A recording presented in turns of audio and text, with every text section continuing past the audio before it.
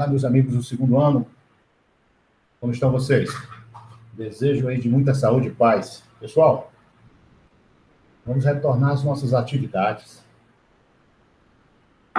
partindo de um assunto aí, de um capítulo, do capítulo 4, que nós já tínhamos abordado, né? Tivemos aquele período da atividade avaliativa, tivemos esse recesso agora, mas vamos prosseguir hoje, a partir da página 66, né? Nosso amiguinho aí está informando, página 66. É o capítulo 4 do livro de História, assunto Brasil entre o ouro e a rebeldia. Aula do dia 9 de junho. Pessoal, a apresentação da aula, vocês já sabem como ocorre. Hoje nós vamos ter uma mudançazinha que eu vou dar uma explorada mais no livro. Não acumule conteúdos. Aula dada é aula estudada. Vamos partir, então. Os objetivos da nossa aula de hoje. Resolução de atividades, né? Como é um método, né? Sempre eu começo com 5, termino com 5, às vezes com 10. Resolvo descrever os principais aspectos do período pombalino, Marquês de Pombal, explicar as causas, e só faltando um S aqui, explicar as causas e consequências da Inconfidência Mineira. Faltou digitar um S aqui. Vamos lá. Para a nossa atividade hoje, eu deixei para vocês se divertirem na última aula. Primeira questão, qual o cenário econômico que a coroa portuguesa enfrentava no século XVII, antes da descoberta de ouro no Brasil, de ouro de aluvião? Aula bastante explorada, que eu enfatizei bastante com o uso de imagens, né? Então, resposta da questão número 1. Qual era o cenário econômico? Pessoal, vamos ver lá na página. Vamos ver na página 61, no primeiro parágrafo, né, que diz assim: o fim da União Ibérica e a consequente ascensão ao poder da dinastia de Bragança criaram mais problemas do que soluções para Portugal. Além de enfrentar uma longa guerra contra a Espanha, que se prolongou com enorme custo, até 1688, os portugueses foram obrigados a pagar indenizações à Holanda depois da vitória da insurreição pernambucana de 1654. Os holandeses ocupavam o nordeste do Brasil, foram derrotados, e Portugal teve que indenizar os holandeses, né? E essas indenizações, né, acarretou uma crise econômica. Sobre o risco de suas colônias e navios serem atacados pela poderosa marinha holandesa, Flamengo, né? O segundo parágrafo, ele continua dissertando e falando que o açúcar, né, a rota do açúcar vai passar a ser produzida nas Antilhas inglesas, nas francesas e holandesas, e os holandeses vão ter o monopólio do transporte, né? Mas, em 1690, o livro até enfatiza assim, um fator espetacular é a descoberta de ouro, né? De ouro de aluvião, aquele ouro de superfície, no interior do Brasil. Ok, questão número 1. Questão 2. Explique como se deu... Questão 2. Explique como se deu a descoberta de ouro na década de 1690, no interior do Brasil. Acabei de abordar aqui. Terceiro parágrafo. Encontraram ouro no interior do Brasil, numa região que passou a ser conhecida como Minas Gerais, né? Devido à quantidade de ouro. Uma onda impressionante de aventureiros do Brasil e de Portugal se dirigiu para o lugar em busca de metal precioso, que de tão abundante parecia inesgotável. Aqui é um fluxo migratório, né? Inclusive Portugal vai até proibir a vinda de portugueses, devido a essa descoberta, essa corrida do ouro, né? E o ouro de aluvião, aquele ouro de superfície, né? Encontrado nas margens do rio, e explorado nesse período através do uso da bateia uma espécie bacia, né? E o garimpeiro jogando água e areia ali, ele vai trabalhando e consegue separar o ouro da areia, né? Muito bem. Questão número 3. O que foi a Guerra dos Emboabas? Qual a importância dos paulistas na exploração aurífera? O quinto parágrafo, né? O quinto parágrafo, vemos lá. Em 1707, estourou a chamada Guerra dos Emboabas. Olha, Guerra dos Emboabas entre portugueses, entre estrangeiros e paulistas. Os paulistas acostumados a adentrar o sertão, né, na captura através das bandeiras, das entradas, na captura de índios, né, e da exploração e na busca de ouro, eles tiveram um papel fundamental. A Guerra dos Emboabas, os paulistas irão ser derrotados.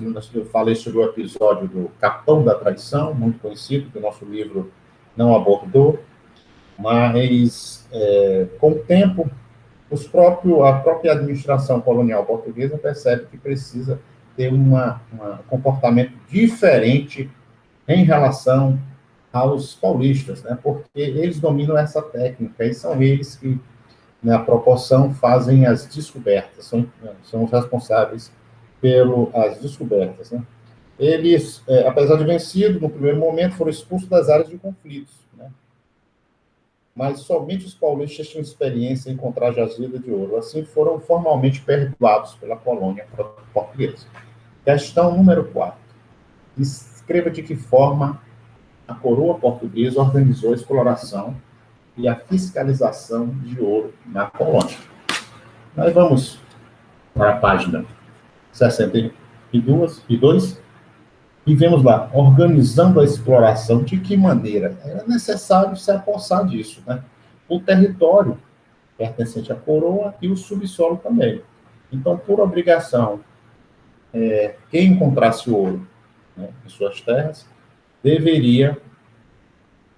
nas terras, deveria participar junto à coroa, para só então poder explorar. Era através de diversas medidas, né, para controlar essa produção. Portugal vai restringir essa exploração. Restringir, digo assim, controlar essa exploração. Então, ela cria lá, em 1702, a Intendência das Minas, né, um órgão que era responsável pela cobrança, né, do quinto real. O quinto real, os 20%, né? Falei, os quintos dos infernos, os 20% que teria que ser pago à colônia, em qualquer data, né? Terreno. Quando eu falo data, estou me referindo àquele território, né, que era doado mediante alguns critérios, né, para que pudesse se explorar, né? E o quinto real tinha a finalidade também de combater o contrabando, né? E nós vamos nos lembrar daquele Santo do Paoco, né? Porque o contrabando foi intenso nesse período. Então, seria essa a resposta. Através da Intendência das Minas, órgão que tinha entre suas funções zelar pela cobrança do quinto real, reprimir o contrabando e repartir os lotes de terras minerais denominados datas. Cite algumas consequências da descoberta de Minas no Brasil. Página 64. Na questão anterior também, na forma de controle da grande exploração, vamos lembrar da casa de fundição, né? Onde lá o ouro era quintado para poder circular na colônia. Página 64, meus amigos. Vamos lá no quarto parágrafo. Algumas consequências. O ouro do Brasil permitiu à coroa portuguesa considerável aumento de suas rendas. A exploração possibilitou ainda uma maior ocupação do interior do Brasil, empurrando cada vez mais os limites do Tratado de Tordesilhas. Aquele Tratado de Tordesilhas que definia o mundo foi dividido entre o Brasil, entre Portugal e Espanha. No entanto, essas andanças atrás de ouro, né, ele rompeu esse tratado, esse limite, né, essa divisa que não existia fisicamente, né, essa fronteira que não existia fisicamente, e foi adentrando, né, em direção ao Mato Grosso, à Amazônia, a outras regiões, e foi alargando o país. Aí uma das consequências da descoberta de ouro, né? Para o oeste, incentivou também o surgimento de atividades econômicas complementares à mineração, como a criação de mula no Rio Grande do Sul, né? Eram os animais, um dos animais capazes de transportar mercadoria. Há outros fatores, né? Nós podemos falar, criação de cidades, né? Comércio, né? Comércio para manter esse fluxo de gente, há uma série de consequências também. Meus amigos, aí, uma atividade bem simples, mas bem interessante sobre o assunto estudado. Aliás, uma atividade aí feita em cima de 3 páginas, 4 páginas. Nós temos agora o capítulo 4, a capa do capítulo 4, a imagem, né? O Brasil entre o ouro e a rebeldia. Nós vimos aí, né, nessa gravura, lavagem de ouro e minério de ouro. Temos aqui, basicamente, a exploração feita através de bateias, né? Então, um escravo, né, com a bateia na mão. Né? Vamos lá, então.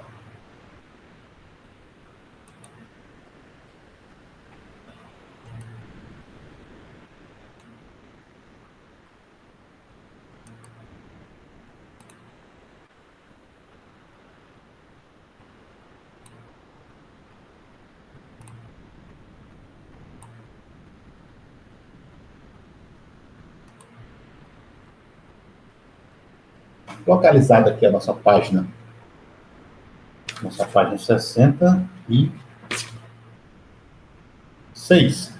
A partir da 66 agora, iremos fazer a exploração do nosso livro, né? Então, item 2, ajustes colonizadores. As reformas pombalinas. Quando eu falo reformas pombalinas, estou me referindo a Marquês de Pombal. Deixa eu escolher aqui uma canetinha.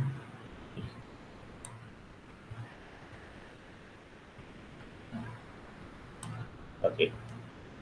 Pessoal, aqui diz assim, a exploração de ouro e diamantes no Brasil permitiu ao governo português resolver aquela grave crise, né, econômica, problema do déficit do balanço comercial, a economia que dependia, que era dependente de importação, sobretudo de trigo e têxteis, né, de panos, né? Portugal tinha uma relação de dependência muito grande em relação à Inglaterra, né? Aqui, ó, em 1703, nós vamos ver aqui o Tratado de Mintrim, né? Esse é temporário aqui, ó. Tratado de Mintrim. Aliás, esse pincel que não está da maneira que eu queria. Agora, como irei retorná-la? Não, acho que fiz alguma coisa equivocada aqui. Não vou poder explorar da maneira que eu queria. Mas aqui, ó, Tratado de Mintrim é firmado entre Inglaterra e Portugal. É também conhecido como Tratado dos Panos e Vinhos, né? Portugal iria exportar para a Inglaterra vinhos e os ingleses, né, iriam exportar para Portugal panos, textos, né? Textos excelentes de qualidade. Esse tratado assinado entre Portugal e Inglaterra vai ser um tratado que os portugueses vão sair em relativa desvantagem, né? Desvantagem, porque no momento que os ingleses não consumiram tanto vinho assim, já em relação ao que vinha de Inglaterra, havia uma dependência muito grande dos tecidos, dos panos, né? Então, Portugal vai ter uma relativa desvantagem, né? E os mercadores ingleses, eles também vão contrabandear. Eles vão contrabandear barras de ouro, navios de guerra. A aula passada eu citei que a Revolução Industrial foi feita, em grande parte, por ouro do Brasil. Né? Esse ouro vai incentivar a criação de indústrias e fábricas. Né? O período que foi comandado aqui por Dom João V, é um período em que essas descobertas, essa economia, esse ouro que vem do Brasil, ele vai ser usado de forma assim, extravagante. O nosso livro fala lá que, né, o rei chegava até mesmo a distribuir, né, aos pobres, né, que ao rei moedas de ouro aos pobres, né, e que na aula passada eu disse que esse ouro foi transformado em pedra, né, em obras, né, diversas obras. E o livro enfatizou na aula passada e continua enfatizando agora, quando diz que o ouro arrecadado pela coroa, né, vai ser utilizado em obras suntuosas, obras de elevado custo, né, e que esse ouro não foi investido na economia. A colônia portuguesa, muito dependente de suas colônias, além-mar, né? Minto aqui, a coroa portuguesa continuou dependente dos rendimentos de suas colônias, de além-mar e das importações, para suprir as necessidades do mercado interno. Ou seja, o Portugal dependia em primeira mão do que era explorado nas colônias, né? Quando morre Dom João V, né, o Portugal está aqui atolado em dívidas. O rei que assumiu, Dom José I, assumiu naquele ano, estava economicamente comprometido. Várias autoridades de Minas Gerais já informavam que o ouro do Brasil, né, o ouro, estava em declínio. Nós tínhamos já uma recessão. Aquele período, final do século XVII, agora até 1750, de exploração intensa, está em declínio. E aqui, o livro enfatizou aqui o Palácio Real, o Convento de Mafra, né? Obra feita com recursos do ouro extraído do Brasil, em estilo barroco. O lugar possui uma das mais importantes bibliotecas de Portugal, com obras compradas em várias partes do mundo, encadernadas em couro e gravadas a ouro. Palácio Real, Palácio e Real Convento de Mafra. Eu tive a oportunidade de conhecer esse palácio já, na viagem que eu fiz a Portugal. Pessoal, aqui, essa linha de tempo, vamos sempre explorar aqui, vou fazer questão, quando está aqui no livro, estiver no livro, vou fazer questão de explorar, né? Aqui, o atentado contra o rei Dom José I, Pombal incriminou o Marquês de Távora e o Duque de Aveiro, Diretório dos Índios, estendido para a América Portuguesa. Aqui, o Pombal, o Marquês de Pombal, já vai estar com poder absoluto. Marquês de Pombal, aquele déspota esclarecido, nós vimos. E aqui, esse processo Marquês de Távora, né, o processo dos Távoras, vai ser um episódio sinistro da história portuguesa. Em que esse Távora, essa família vai ser acusada desse atentado, e eles vão ser julgados e vão ser massacrados, né? É o processo dos Távoras, conhecido entre os historiadores. Mais à frente, em 1759, nós temos jesuítas expulsos de Portugal e colônias, criação da Companhia de Pernambuco e Paraíba. Medidas que vão ser levadas à frente pelo Marquês de Pombal. Não, Marquês de Pombal, professor. Marquês de Pombal, está aqui, Sebastião José de Carvalho e Melo, né? O déspota esclarecido que vocês tiveram a oportunidade de estudar quando nós vimos lá iluminismo, né? Ele, com as ideias iluministas, vai aplicar nesse governo. Vai fazer algumas reformas, mas ele é um déspota, ok? Então, nesse contexto, Sebastião José de Carvalho e Melo se tornou o ministro mais importante do reinado de Dom José e vai passar a história conhecido como Marquês de Pombal. Então, toda vez que eu me referir a Marquês de Pombal, período pombalino, estou me referindo ao ministro Sebastião José de Carvalho e Melo, né? E aqui vai descrevendo algumas características desse período, né? Seu prestígio cresceu após o terremoto que sacudiu Lisboa. Lisboa sofreu esse terremoto, um abalo sísmico, e a cidade vai ser destruída, né? Vai acontecer incêndios, né? 2/3 aqui da cidade foram arrasadas, a igreja, casas, edifícios. E o Pombal, nesse período, o Marquês de Pombal, ele vai sobressair desse período como um gênio, porque ele vai reconstruir Portugal. Vai reconstruir Lisboa e com a nova arquitetura, bem mais moderna. Então, toda vez que nos referimos ao Marquês de Pombal, nós lembramos desse episódio do terremoto que ocorreu em Lisboa, no dia 1º de novembro de 1755.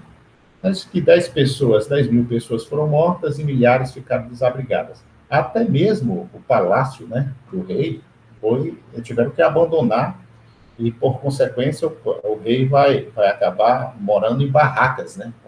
Vai construir barracas e a corte, né? O rei vai ficar um longo período nessas barracas e vai ficar conhecido como Real Barraca da Ajuda, né? O futuro Marquês de Pombal convenceu o rei a reconstruir Lisboa, em vez de transferir a capital para Coimbra. O ministro tornou-se, a partir de então, o real governante de Portugal, conduzindo o Estado com mão de ferro até a morte de Dom José I, em 1777. O Marquês de Pombal, nesse período, vai ser um governante austero, rígido, um déspota, vai usar de muita violência. As companhias de comércio. Aqui nós temos as introduções, as mudanças em Marquês de Pombal, o que aqui ele vai, né, introduzindo para favorecer a economia de Portugal. O período pombalino causou um enorme impacto em Portugal e suas colônias. A política econômica do ministro foi traçada para fortalecer as finanças reais e incentivar o comércio. E aqui nós temos, na sequência, algumas medidas, né? Algumas medidas importantíssimas, né, de companhias que foram criadas. Eu falo em companhia, eu estou falando em companhias, em navios, né, que transportavam e tinham um monopólio para fazer comércio de uma região para outra, né. E nesse contexto, nós vamos ver aqui o reflexo no Brasil, com a criação das companhias do comércio do estado do Pará e do Maranhão, ok? Em 1755. Né? Nós temos outras, né? A pesca das baleias, da agricultura das vinhas do Alto Douro, que é em Portugal, e de Pernambuco e Paraíba. A criação dessas companhias se contentou uma infinidade de comerciantes de Portugal, da África, da Ásia e do Brasil. Porque até então eles tinham essa liberdade para comercializar, né? Para lá e para cá, comércio. O Marquês vai restringir e vai dizer somente vocês, somente esse grupo pode ter esse poder de comercializar, né? E, igualmente polêmico, foi o incentivo às manufaturas no Brasil. Quando eu falo manufaturas, eu estou falando pequenas fábricas, né? Pequenas fábricas que criavam, construíam, produziam, né, produtos, né? Então, vai ser polêmico porque, durante o período de Pombal, ele vai restringir, né? Nós vamos aqui, ó, por meio de empréstimos e isenções fiscais concedidos aos fabricantes de têxteis, ferragens, vidros, louças e papel. Nesse caso, os descontentes foram os comerciantes que lidavam com a importação. Quem trazia esse material para o Brasil irá ser prejudicado. Aqui, ó, igualmente polêmico foi o incentivo, ok? E aqui, nesse caso aqui, os descontentes vão ser os portugueses, né? Uma elite comerciante que não vai ficar satisfeita com essa medida. Outras tentativas aqui para modernizar a economia incluíam ainda a criação de escolas de comércio, né, e de leis restritivas à escravidão do reino. Uma decisão importante foi a abolição de diferença entre cristãos velhos e cristãos novos. Tratava-se de uma política de aproximação entre o Estado e os comerciantes, dos quais eram cristãos novos, e resultou no progressivo enfraquecimento da Inquisição. Pessoal, aqui nós já vimos, você já viu em algum momento, que essa instituição, a Inquisição aqui, era da Igreja Católica, responsável por julgamentos, né, de crimes que teriam atentado contra a fé cristã, né? E os cristãos novos são judeus, são pessoas que se converteram ao cristianismo, né? Esse cristianismo aqui, esses cristãos novos, quase sempre de uma maneira forçada. porque com receio de ser julgados ou serem prejudicados pela Inquisição, eles se converteram. Então, se converteram à fé cristã. Então, toda vez que eu falar de cristãos novos, eu estou falando nessa relação, né?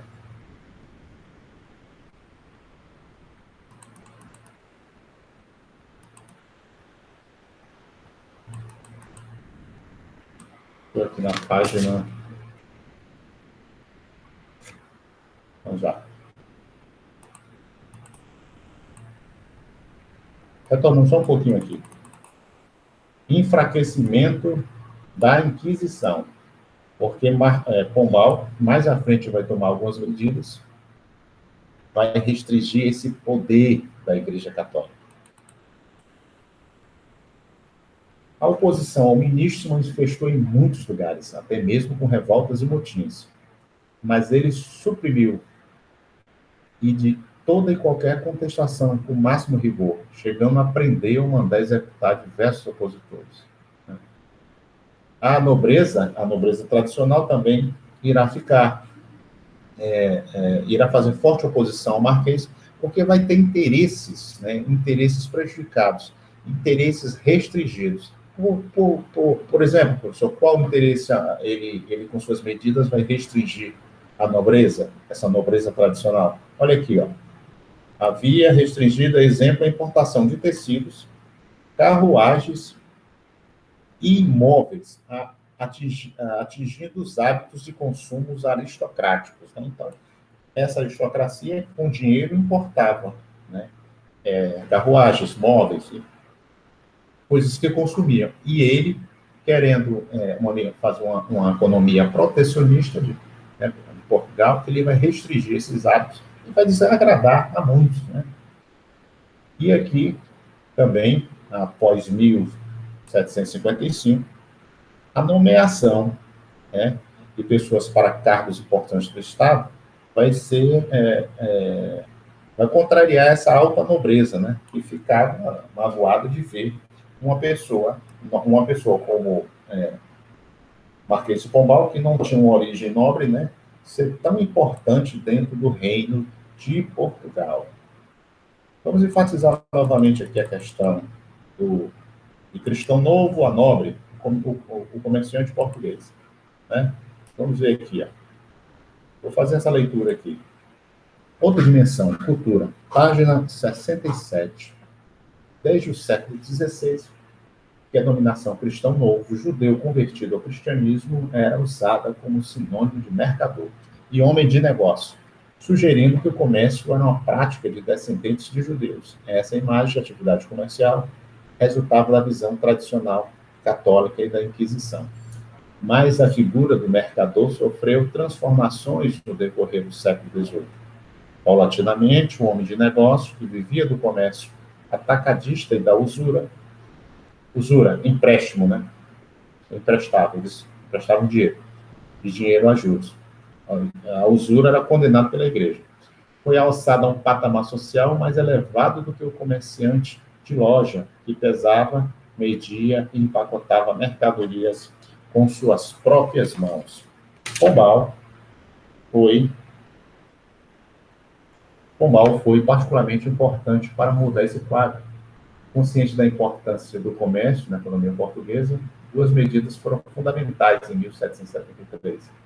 Aboliu a distinção entre cristão velho e cristão novo e atribuiu o estatuto de nobre àqueles que possuíssem mais de 10 ações nas companhias de comércio. Né? Para ter acesso a um título nobre, era mediante dinheiro, né? Uma posição social. Ao se tornar nobre, o comerciante passou a gastar em bens que indicassem o novo status, comprando sobrados, móveis, roupas finas e alimentos requintados. Não esquecendo que a usura, o empréstimo de dinheiro, era condenado pela Igreja Católica.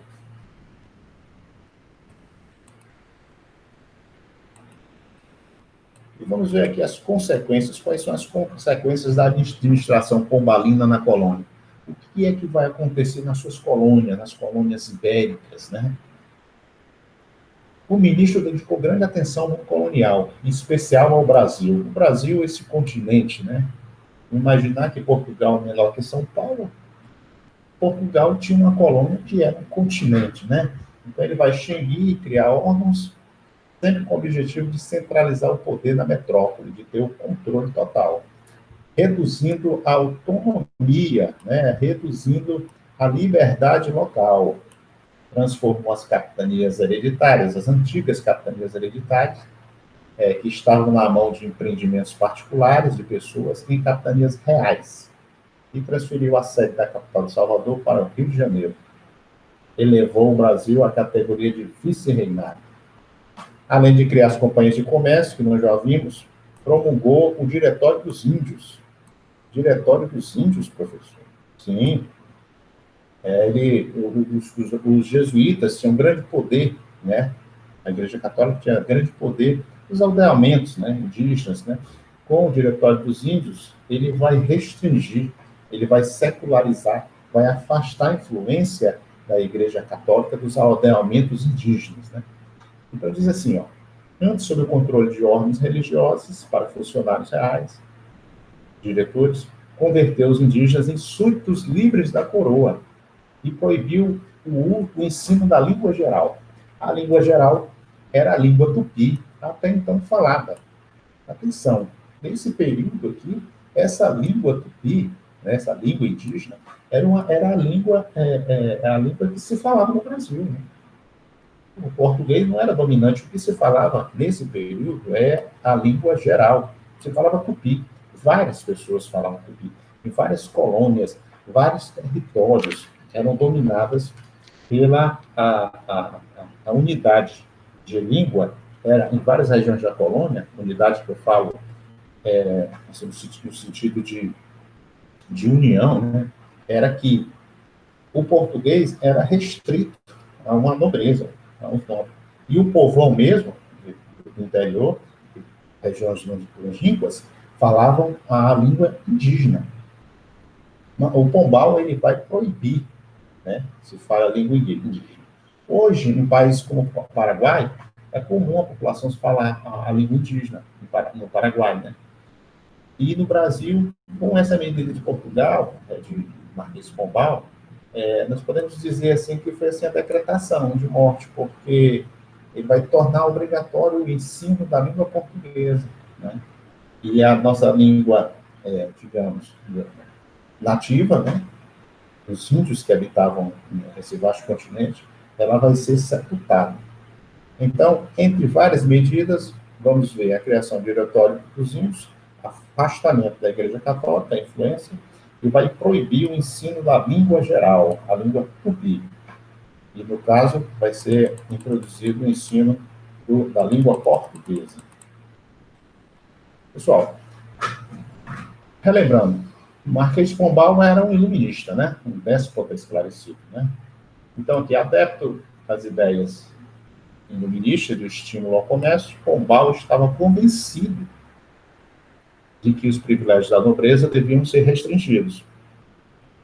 Vocês lembram lá, quando nós estamos no iluminismo, o iluminismo contestava o antigo regime, né? E que na Revolução Francesa era necessário que fosse abolido, né?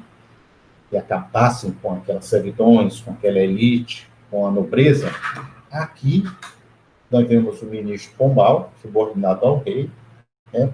Achando também, de alguma maneira, que os privilégios da nobreza devem ser restringidos. Ele vai arranjar ter várias oposições, vários conflitos em função disso, né? Acreditava também que os jesuítas tinham poder exagerado, sujeitando um pouco a coroa portuguesa. Sujeitando-se pouco à coroa portuguesa, por isso que tomou a decisão de criar o Diretório dos Índios e expulsar os jesuítas das colônias, né? Ele vai expulsar os jesuítas do Império Português e confiscar os bens da igreja. Uma das principais consequências desse ato foi a reforma do ensino, sobretudo aqui relativa a Portugal, sobretudo da Universidade de Coimbra. O ensino passou a priorizar ciências naturais, filosofia e matemática. Olha aqui a questão iluminista. Pombal estava determinado a secularizar a sociedade portuguesa isto é, a remover a forte influência do poder eclesiástico, da religião, dos negócios do Estado. Em resumo, a política pombalina foi conduzida com determinação e violência. Quando eu falo essa palavra aqui, ó, secularizar, né? Secularizar vai ser sempre afastar a influência da igreja, né? Afastar a influência da igreja, porque era o que predominava até esse momento. Pessoal, prosseguindo aqui, rebeldias, inconfidências e conjurações, item 3 do nosso livro, né? Nós vamos ver aqui uma rápida análise. Ele faz aqui um levantamento, né, do período do final do século XVIII, né, marcado pela independência dos Estados Unidos, né, 1776, a eclosão da Revolução Francesa, 1779, e pela Revolução do Haiti, aí iniciada em 1790, 1791, né.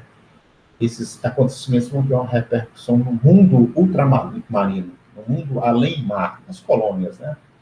O absolutismo e o sistema colonial mercantilista foram colocados em xeque. Então, o absolutismo, o sistema colonial, aquele que restringia o comércio das colônias, né? Só poderia haver o comércio entre colônia e metrópole, vão ser colocados em xeque em função desses 3 eventos, né, que aconteceram. Revolução Francesa, Revolução Americana e Revolução do Haiti, né? O Brasil não ficou fora desse contexto revolucionário. A Inconfidência Mineira, de 1789, é a rebelião mais famosa, mas houve outras que merecem atenção. A Conjuração do Rio de Janeiro, de 1794, e a Conjuração dos Alfaiates, na Bahia. Nenhuma dessas revoltas, porém, chegou a se concretizar, sendo abortadas ainda no estágio final. No estágio inicial. Nós vamos ver a Inconfidência Mineira mais na frente. Viradeira reacionária. O reacionário, ele é contra mudanças, né? Vamos enfatizar isso. Então, quando morre Dom José I, quem vai assumir vai ser a sua filha, Dona Maria I. Aqui no livro, ele poupou a Dona Maria, mas, né, na minha época de estudante, e no YouTube você vê isso. Dona Maria, quando você referia a ela como Dona Maria a Louca, né? Porque no final da sua vida ficou demente. Aliás, ela veio para o Brasil, da corte portuguesa, fugiu, né, de Napoleão Bonaparte, e ela vai para o Brasil. A expectativa dos portugueses era de que a rainha virasse pelo avesso à política de Pombal. Por isso, a política ficou conhecida como viradeira. De fato, Maria libertou cerca de 800 pessoas que foram presas por motivos políticos, através de processos movidos por Pombal, né? As companhias de comércio do Brasil também foram abolidas, aquelas que restringiam a liberdade, favorecendo a participação de um número cada vez mais de comerciantes no circuito do Atlântico, que restringiam a liberdade econômica, né? Muitas medidas tomadas por Pombal, entretanto, permaneceram inalteradas, principalmente a de estimular as manufaturas no Brasil. Então, como não havia a intenção de incentivar as manufaturas no Brasil, a Inglaterra se prevalecia, né? Não podemos esquecer que está em plena revolução industrial. Em 1785, a rainha proibiu as atividades de ourives, né? Trabalha com ouro, e a instalação de manufaturas no Brasil, com exceção de tecidos que se destinavam aos pobres e aos escravos, né? E na tentativa de criar na colônia um mercado consumidor exclusivo das manufaturas portuguesas, né? Mas os ingleses também serão muito bem favorecidos. O reinado de Dona Maria, ela vai enfrentar levantes, né? Como o que aconteceu em Goa, na Índia, nós vamos ver mais na frente, e as conjurações no Brasil. E a ameaça do que ocorreria no Haiti, aquele medo da revolta do Haiti, havia nesse período no Brasil esse pensamento de que aqui poderia acontecer o mesmo, Eu abordei isso em uma aulas dessas e desse pavor que dominava o imaginário nesse período, né, que o Brasil pudesse ser um palco de revolta igual a que aconteceu no Haiti. Né?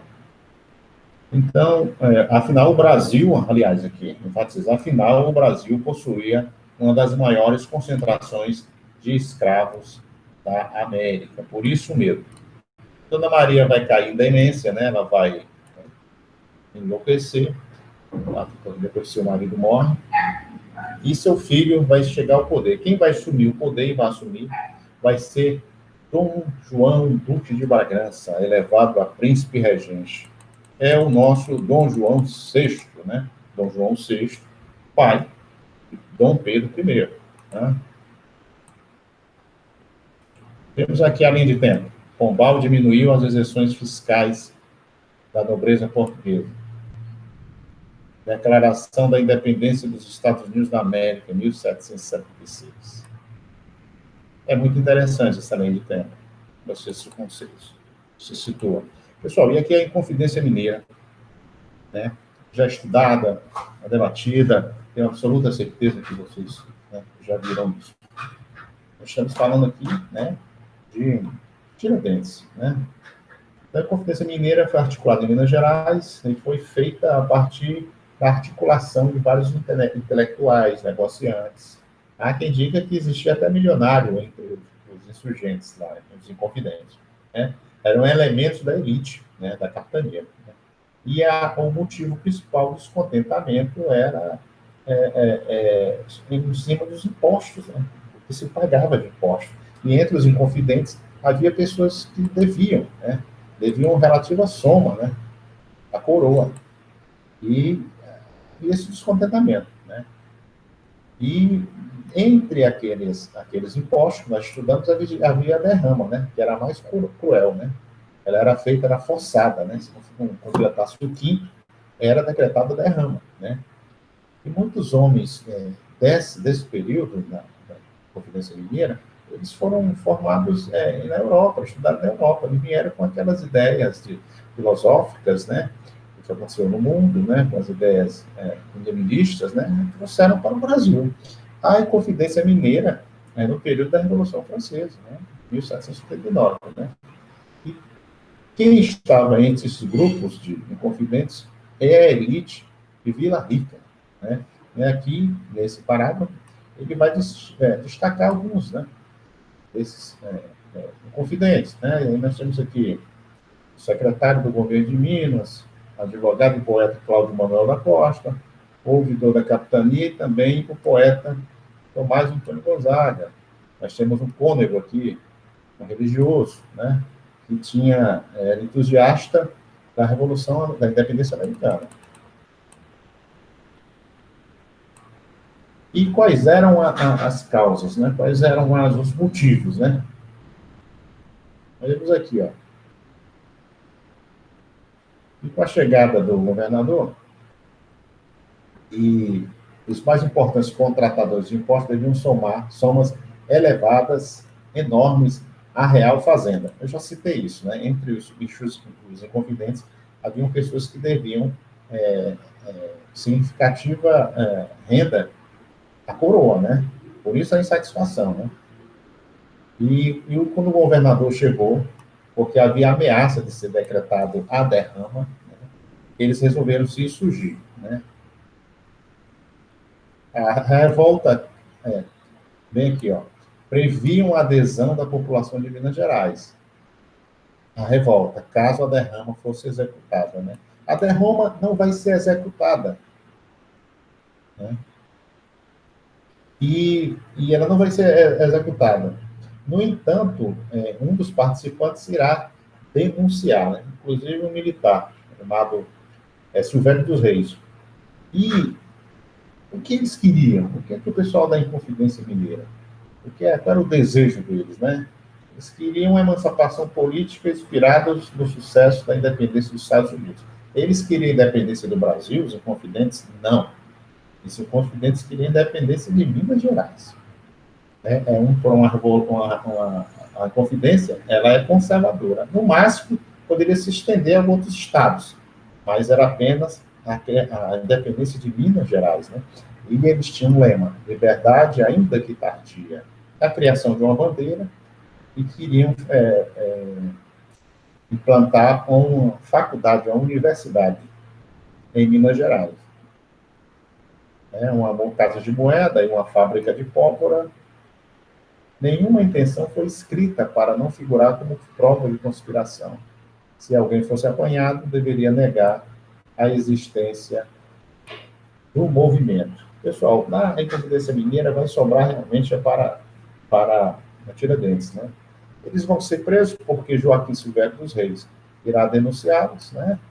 Ele era um dos maiores aqui, ó, um dos maiores devedores de Minas Gerais. Denunciou a conjuração ao governador. Né? Muitos desses envolvidos foram perdoados, outros foram presos, interrogados, né? Mas as sentenças vão ser duras, né? 11 vão ser condenados à forca e 7 ao desterro. Desterro exílio na África. Mas, no caso, no ano seguinte, a pena de morte foi transformada em desterro, exceto no caso do alferes, Joaquim José da Silva Xavier, conhecido como Tiradentes, o responsável pelo feriado do dia 21 de abril. Tiradentes vai ser o bode expiatório da Inconfidência Mineira. Vai ser o único julgado, o único condenado. E ele, durante a Inconfidência, ele é o que mais se exalta, ele é o mais ardoroso, é o mais apaixonado por essa causa. Ele, publicamente, em lugares, né, ele chega a falar sobre isso, né? E as paredes têm ouvido, né? E ele vai ser, nessa denúncia, ele vai ser condenado como o principal líder do movimento. E, na verdade, né, o que não era verdade, ele era o mais humilde, era um simples tenente, o alferes equivalia a um tenente, ele era um simples tenente e também existia a prática da dentista, né? Mas ele com o período da Inconfidência, ele preso, ele vai haver uma transformação da figura de Tiradentes, né? No final, vai ser executado, como todos desse período, que nós já vimos aulas passadas, né? É necessário que ele seja executado pela coroa.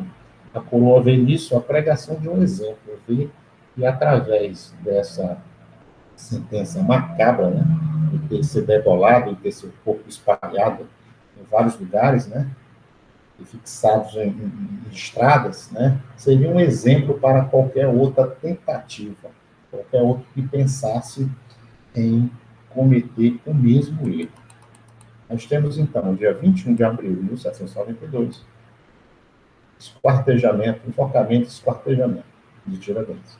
Mais à frente, nossa linha de tempo, morte de Dom José I e início do reinado de Dona Maria. Pombal é exonerado do ministério. Pombal foi exonerado em 1777. Tratado de Paris confirma a independência dos Estados Unidos. Alvará Dona Maria proíbe manufaturas no Brasil. Galera, aqui a construção de um herói, nós vamos ver a questão do mito, né? Ele realmente, né? Tiradentes, ele foi mitificado, né? Vai ser criado durante esse processo. Vocês podem ver nas próximas nas imagens que foram feitas de Tiradentes, a reprodução de quadros, inclusive quadros feitos, né, séculos depois, né? Nós vamos ver assim a imagem dele como se fosse um Cristo, né? A posição, né? E na verdade ele era um militar no início, né? Da Inconfidência. Mas com esse processo, esse julgamento, ele vai se tornando uma figura de um Cristo, né? Joaquim José da Silva Xavier, conhecido como Tiradentes, foi um dos mais entusiasmados participantes da Inconfidência Mineira. Depois de sua morte, foi considerado por alguns historiadores como revolucionário, por outros como um falastrão. Na segunda metade do século XIX, mesmo admitindo seu papel secundário no movimento, sua imagem foi comparada à de Cristo. E Joaquim Silvério dos Reis, que era um militar, que havia delatado ele, vai ser comparado a Judas. Depois da proclamação da República, em 1789, adquiriu o status de mártir da independência. em 1890, dia 21 de abril, data de sua execução, foi transformado em feriado nacional.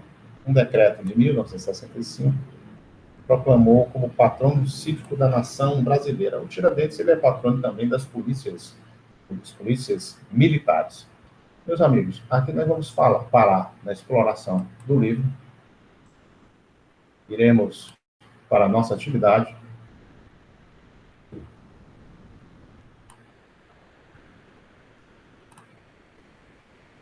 Essa atividade irei deixar para que vocês possam se divertir. E na próxima aula nós vamos corrigi-la. Ok? Pessoal, muita saúde, hein? Fique em casa. Na próxima aula estamos juntos novamente. Tudo de bom. Até mais.